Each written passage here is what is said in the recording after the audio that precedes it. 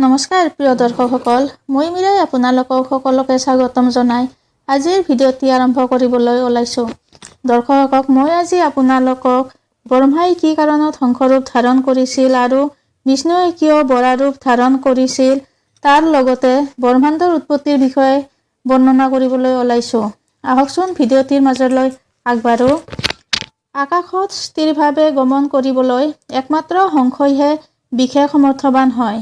পানীৰ লগত গাখীৰ মিহলি হৈ থাকিলে একমাত্ৰ শংখইহে পানী পৃথক কৰি গাখীৰ পান কৰিব পাৰে।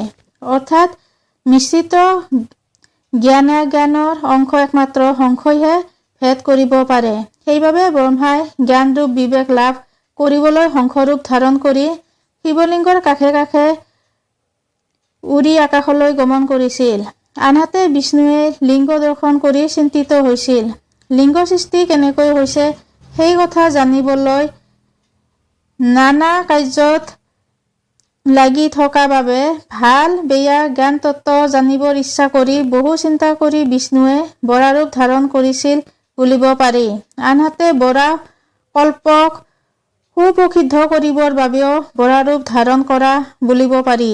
বিষ্ণুৱে যেতিয়াই বৰা ৰূপ ধাৰণ কৰিছিল তেতিয়াৰ পৰা বৰাহ কল্প আৰম্ভ হৈছিল। ইয়াৰ বাহিৰেও বিশ্বনাথৰ ইচ্ছাতেই ব্ৰহ্মাই শংখৰূপ আৰু বিষ্ণুৱে বৰা ৰূপ ধাৰণ কৰা বুলিব পাৰি। সৃষ্টি কৰিবৰ ইচ্ছা কৰি বিষ্ণুক নিৰ্গুণ শম্ভুৱে বৰ প্ৰদান কৰিছিল। পঞ্চাননে বিষ্ণুক সত্ব ৰজ আৰু তম এই তিনিগুণৰ জ্বৰ। এই তিনিগুণৰ ওপৰত তোমাৰ প্ৰাধান্য বিস্তাৰ হ'ব বুলিছিল। তেওঁ বিষ্ণুক কৈছিল, হে বিষ্ণু, সৰ্বলোকত তুমিহে একমাত্ৰ চৈতন্যস্বৰূপে পূজ্য হবা। ব্ৰহ্মাই সৃষ্টি কৰা লোকত যেতিয়া প্ৰাণীবোৰে নানা দুখ কষ্ট ভোগ কৰিব তেতিয়া তুমি সদয় হৈ সেই প্ৰাণীবোৰৰ দুখ নিবাৰণ কৰিবা।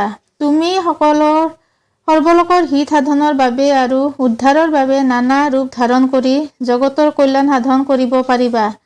মোৰ পৰা জন্ম লাভ কৰা ৰুদ্ৰই সৰ্বক্ষণে তোমাক সহায় কৰি জগতৰ কল্যাণ সাধন কৰিব। তুমি সকলো আত্মাৰ ধ্যেয় হবা আৰু মই তোমাৰ ধ্যেয় হম।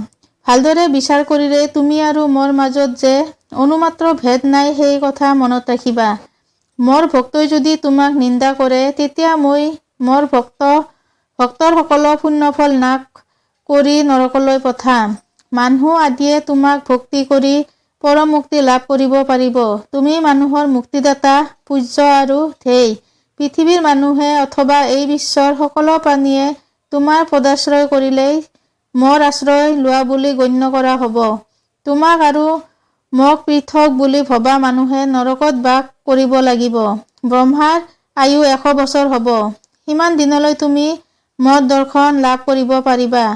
তেতিয়ালৈকে বিবিধ গুণৰ সহায়ত সৃষ্টিকাৰ্য কৰি থাকা। হে বিষ্ণু, জ্ঞানীগণে তোমাক পুৰুষোত্তম বুলি ভাবিব। তুমি অধিক পৰিমাণে সপ্তগুণী হবা। তুমি 3 গুণৰ অধিকাৰী যদিও সত্ত্বগুণ স্বৰূপত তোমাৰ প্ৰাধান্য বিস্তাৰ হ'ব। শিৱৰ বাক্য শুনি বিষ্ণুৱে পৰম আনন্দ লাভ কৰিছিল। তেওঁ শিৱক কৈছিল, হে জগতৰ পতি কৃপা সিন্ধু পঞ্চানন, মই সদায় আপোনাক ধ্যান কৰি থাকিম। মই আপোনাৰ আজ্ঞামতে সৰ্বকৰ্ম কৰিম। মই আপোনাৰ বলতে বলীয়ান হম। মই আপোনাক ভক্তি নকৰাকৈ নাথাকো। যদি মোৰ কোনো ভক্তই আপোনাক নিন্দা কৰে তেতিয়া সেই ভক্তক মই নৰকলৈ পঠাম। যিয়ে আপোনাক ভক্তি কৰিব সেইজন মোৰ পৰম ভক্ত হ'ব। যিয়ে এই তত্ত্ব জানিব যে সহজে পৰম মুক্তি লাভ কৰিব পাৰিব। হে পৰমাত্মা, আপোনাৰ কৃপাতে মোৰ মহিমা বৃদ্ধি পাব। মই যদি কেতিয়াবা অজানিতে আপোনাক অৱজ্ঞা কৰোঁ তেতিয়া আপুনি মোক নিজগুণে ক্ষমা কৰিব। বিষ্ণুৰ বিনয় বাক্য শুনি মৃত্যুঞ্জয় মৃদু হাঁহি মাৰি সেয়াই হ'ব বুলি অন্তৰ্নিহিত হৈছিল। ব্ৰহ্মাদেৱে পঞ্চাননৰ আদেশ পালন কৰিবলৈ বিষ্ণুক ভক্তিভাৱে প্ৰণাম জনাই বিষ্ণুৰ পৰা জ্ঞান লাভ কৰিছিল। বিষ্ণুৱে ব্ৰহ্মাক শিৱ তত্ত্বজ্ঞান প্ৰদান কৰি অন্তৰ্নিহিত হৈছিল। তেতিয়া একমাত্ৰ ব্ৰহ্মায়ে পদুম ফুলৰ ওপৰত বহি সৃষ্টিকৰ্ম কিদৰে কৰিব চিন্তা কৰিছিল। তেওঁ প্ৰথমে জল সৃষ্টি কৰিছিল আৰু তাতে স্ববীৰ্য নিক্ষেপ কৰিছিল।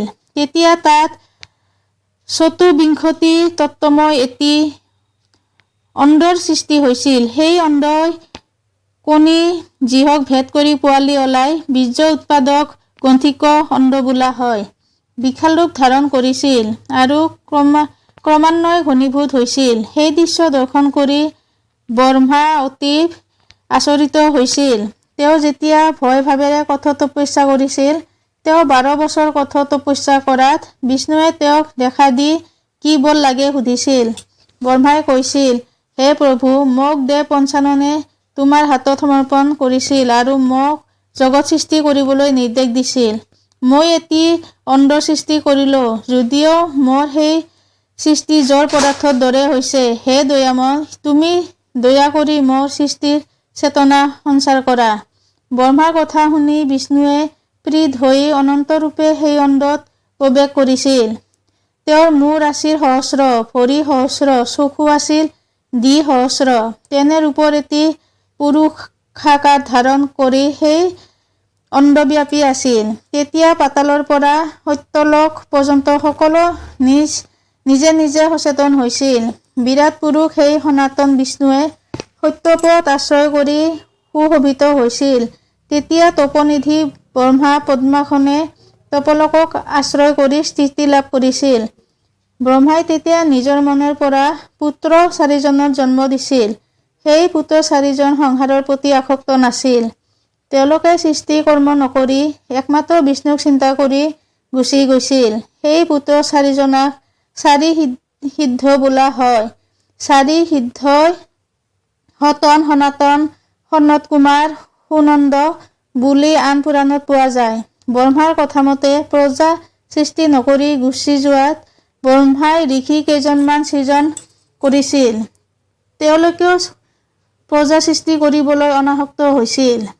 তেতিয়া ব্ৰহ্মাই ক্ৰোধ কৰি ৰোদন কৰাত তেওঁৰ পৰা ৰুদ্ৰ সৃজন হৈছিল।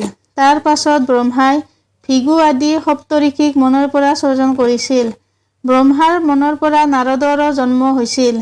ব্ৰহ্মাৰ বুঢ়া আঙুলিৰ পৰা জন্ম হয় দক্ষৰ, ছায়াৰ পৰা কদৰ্মৰ জন্ম হয়। এইদৰে 10জন ঋষিৰ সৃষ্টি হৈছিল। তাৰ পাছত মৰীচি নামৰ ঋষিজনো ব্ৰহ্মাৰ পৰা জন্ম লাভ কৰিছিল। মৰীচিৰ পৰা জন্ম হয় কাশ্যপৰ। সেই কাশ্যপৰ সন্তানে জগৎপূৰ্ণ হৈছিল। দক্ষৰ কন্যা আছিল 60জনী। সেই কন্যা 13জনী কাশ্যপক প্ৰদান কৰিছিল। সেই দক্ষ কন্যাৰ সহযোগত কাশ্যপৰ সন্তানে জগৎ পৰিপূৰ্ণ হৈছিল। কাশ্যপে দক্ষ কন্যাৰ গৰ্ভৰ পৰা দেৱতা, দৈত্য, বৃক্ষ, পক্ষী, সৰ্প, লতা, ধনুষ, পৰ্বত আদি জন্ম দি ক্ৰমান্বয়ে বিশ্ব চৰাচৰৰ পৰিব্যক্ত হৈছিল। পাতালৰ পৰা সত্যলোকলৈ ব্ৰহ্মাই সৃষ্টি কৰা জীৱেৰে পৰিপূৰ্ণ হৈছিল। দক্ষ প্ৰজাপতিৰ কন্যা সতীক ৰুদ্ৰই বিবাহ কৰাইছিল। ব্ৰহ্মা, বিষ্ণু আৰু ৰুদ্ৰ তিনিজনা তিনিগুণৰ দ্বাৰা প্ৰভাৱিত হয়। বিষ্ণু সত্বগুণ প্ৰধান, ব্ৰহ্মা ৰজগুণ প্ৰধান আৰু ৰুদ্ৰ তপগুণ প্ৰধান। সতীৰ পৰা জন্ম লাভ কৰা লক্ষ্মী সপ্তগুণা, ব্ৰাহ্মী ৰজগুণ স্বৰূপা আৰু দেৱী সতী তমগুণ স্বৰূপা। সেই গুণৰ বাবে বিষ্ণুৱে লক্ষ্মীক, ব্ৰহ্মাই বাৰ্মীক আৰু ৰুদ্ৰ সতীক পত্নীৰূপে গ্ৰহণ কৰিছিল। তেওঁলোকে নানাবিধ সৃষ্টি কাৰ্যৰ বাবে পৰম উত্তম কৰ্ম কৰিছিল। প্ৰিয় দৰ্শক, ভিডিঅ'টো ভাল লাগিলে চেনেলটো ছাবস্ক্ৰাইব কৰি নতুন নতুন ভিডিঅ' পাবলৈ উৎসাহিত কৰিব। ভুল ত্ৰুটি থাকিলে শুধৰাই দিবলৈ নাপাহৰিব। আপোনাৰ দিনটো শুভ হওক। পুনৰ লগ পোৱাৰ আশাৰে আজিলৈ আহিছোঁ। ধন্যবাদ।